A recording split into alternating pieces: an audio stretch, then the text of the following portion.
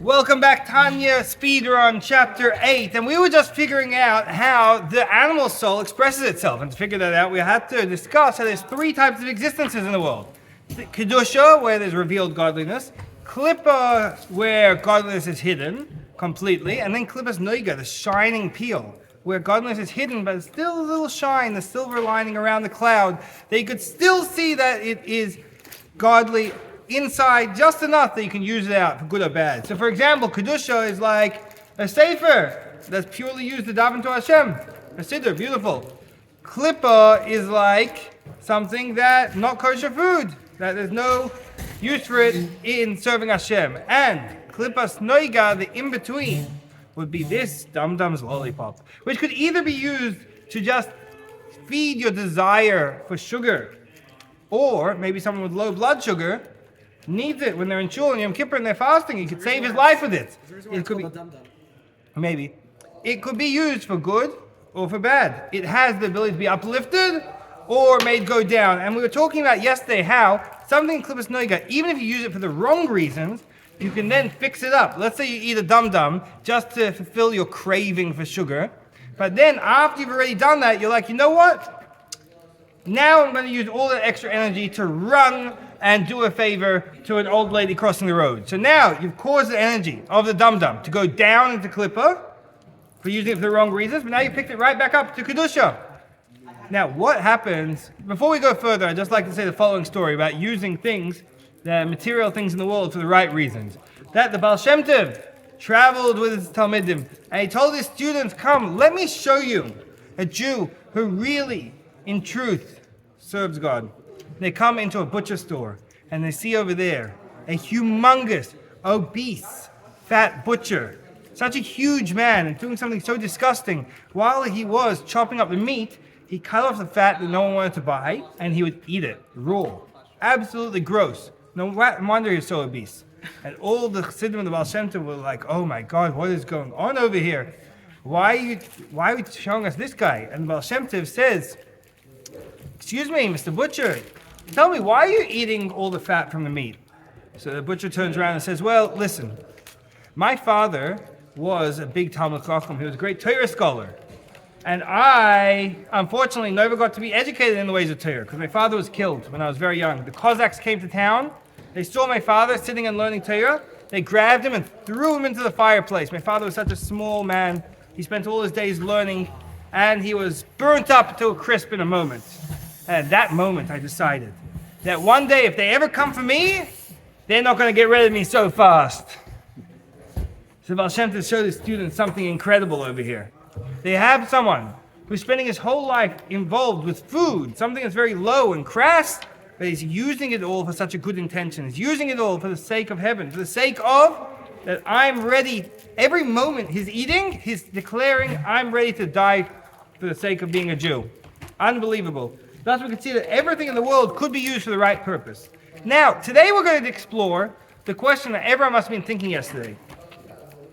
What happens if you take one of the things in the world that can't be used for a good purpose until Mashiach comes? One of the things with the godliness in it is so hidden. Let's say, for example, not kosher food. And you take that and you eat it for a good intention. Ooh, that's an original idea. So you go into McDonald's and order a bacon, cheese, burger, crab. What else is not kosher? Help me out over here. Lobster, sloth, elephant, dog, extra unkosher, arla, burger. And you eat it in order that you'll have strength to go out and help all the old ladies in town cross the road. For some reason, that's the stereotypical mitzvah. Now, what happens to that energy? Now, here's the thing. Even though the person had the right intentions, the energy is stuck in Klippa. It's trapped. That's why we call it Asur. Asur means forbidden. When you're learning halacha, you're sitting down, well, this is mutter, this is allowed, this is Asur, this is forbidden. But if you look at those words, if you ask any scholar of the Hebrew language, they'll tell you the source of the word mutter is from untied, the source of the word Asur is from tied up. Because this is what these words really mean. One of them is free, one of them is untied. One is an object just sitting there, ready for you to take it to the heights of heaven by using it for a good reason, or taking it down to Klippa by using it for a bad reason. As opposed to things that are so deeply in Klippa that they're usur, they're tied, they're stuck to the floor. You get involved in that, you could try your best to fly away with it, take it up to the heights, but it's stuck. It's stuck in Klippa, and you're going to get stuck with it as you get involved with it. Like we're going to say later in Tanya, someone who wrestles with a dirty person, let's say you see your friend, and you want to give him a hug. Or you see your enemy, and you want to start beating him up. If he's covered in mud, you're going to get covered in mud also. So if you're like, oh, this is really bad, I need to take care of that, you know what? It's going to have the biggest effect on you. So, now that we figured that out, I'd like to say the following story of the Alter Rebbe. That this man once came to the Alter Rebbe and said, Rebbe, I have a terrible, terrible issue and problem. My son-in-law, who was such a big Talmud Chacham, and I got him to marry my daughter, I was really excited for this marriage to happen because he was such a man who's God-fearing and studying the Torah and doing mitzvahs. Now, he's drifted so far away from Torah and mitzvahs that he declared he has doubts in the belief of God. Unbelievable. This man's worse off than the most simple peasant. He says, Rebbe, help me. How did this even happen? How did it happen one day? My son-in-law, he has nothing to do with the world. He sits, he learns Torah all day and night. The only time he's not learning Torah is when he's praying. How do you all of a sudden having doubts of the existence of God?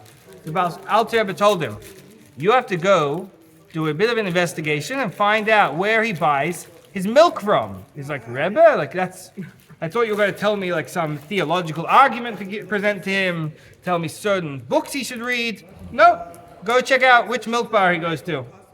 So they did some background research and they found out the farmer who they were getting the milk from wasn't so careful and he had chol vacuum, not kosher milk. Right? University chocolate. A bit like that.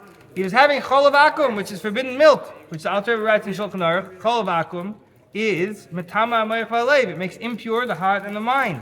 So you had this person, all his doubts in God, they weren't because of theological reasons. They're because he was getting involved in something that's forbidden. And even though he was eating every day, because today I need to sit, I need to learn Torah for 10 hours, I better have a good breakfast, guess what? He couldn't uplift that, it dragged him down. But then he stopped getting the milk from there and got from elsewhere, and then he got back to normal, back to his previous level, which is very interesting, because now we're opening an interesting discussion. How do you get back to there? How do you fix this up? So we've discussed already with permitted things, that you can lift it up by starting to use it out for good reasons. With forbidden things, you're going to have to go further. So you have two options, really. With both of them, with permitted things, even if you fix your ways up afterwards, there's still the in-between time. Let's say I was eating some smackers, just because I have a gluttonous desire like an animal to eat onion-flavored smackers. Then 5 minutes later, I decide, you know what? I'm going to use this energy to learn Torah.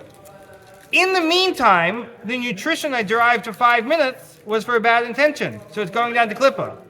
Or I could find the not kosher version of this, or I could steal a packet of snackers from my friend, even though it's kosher, and now it's connected with Klippa, it's forbidden by the Torah. So that's going to make me attached to Klippa. So for both those things, there's all different types of giant washing machines in heaven, just waiting to wash all the Klippa off your soul. And you can look in Tanya for more details. But there's an easier way out.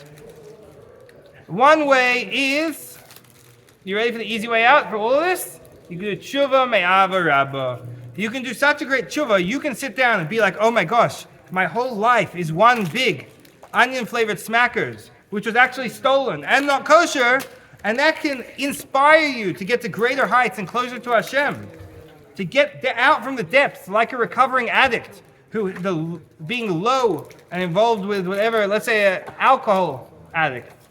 The fact that he's alcoholic makes him turn his life around, and that inspires him to become a better person than he ever was before.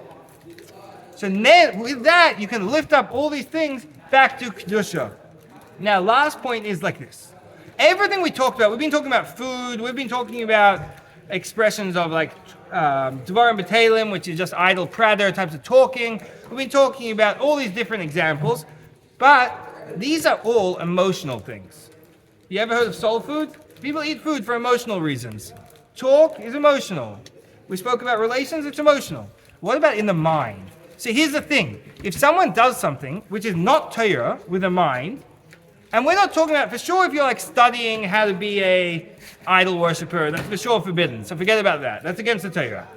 But let's say you're learning about something that's not idol worship, it's not bad, and it's also not Torah, it's not holy, it's not godly. Rather, it's klipas noika. It's something that has enough holiness in it to lift it up or put it down. For example, you're learning mathematics, or science, or psychology, or the art of the curve of a baseball, or other things that people dedicate their lives to studying. Hillel, if you would go to college, what would you study? How carrots are grown. So, all these things, it's a big trap. Don't think it's just innocent. If you're doing this just for intellectual enjoyment, then it's just like any other enjoyment. And it's just selfish. Just like a human, it's just like an animal does things for enjoyment. You're a human, so you have a higher level of enjoyment, an intellectual enjoyment. So you're taking it down to klippa. And here it's even worse, because here you're making impure your mind, not just your feelings. Your mind is the most important part of you. The only time, but you know when you could do this? If it's for a good reason. For example, that's why the Rambam and the Ramban